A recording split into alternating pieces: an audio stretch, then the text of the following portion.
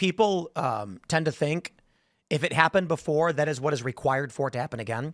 So with World War I, you had European nations conflicted and alliances. World War II, you obviously have Germany and all that stuff and alliances. World War III doesn't need to be the same exact thing. World War I and II are basically the same war. World War III could literally be Russia's currently at war in Ukraine. The U.S. and Europe are basically funding in a proxy war with Russia through Ukraine. Israel's at war with Hamas, Lebanon, Iran, the Houthi rebels. List goes on. You then have China attacking the South China Sea.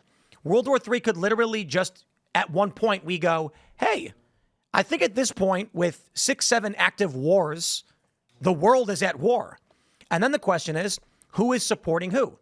So the U.S. is providing funding to Israel. The U.S. is providing is more aligned with India, Israel and India and Ukraine. So the U.S. is actively involved. Then you're going to end up with China being involved in much the same way. Then you'll end up with more proxy wars happening in other parts of the world. And then eventually everyone goes, hey, I kind of think everyone's fighting each other and it's World War III.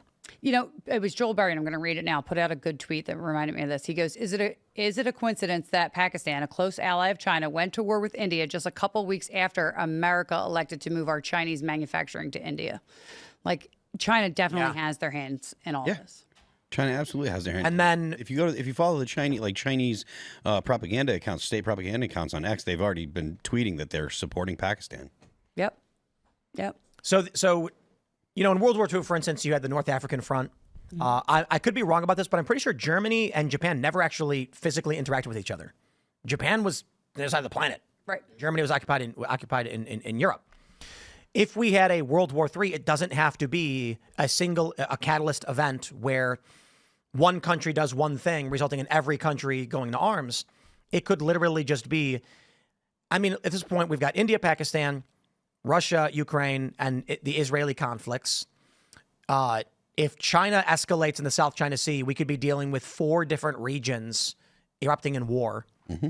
At what point do we say the world is at war? When South America gets involved?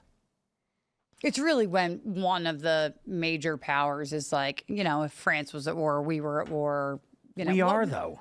No, but like active conflict, I think is what people think of it. But I think that we're already at war in multiple ways. I think war will look different too. It's not going to, I don't think it'll ever be really boots on the ground in the trenches like it was in World War I and II.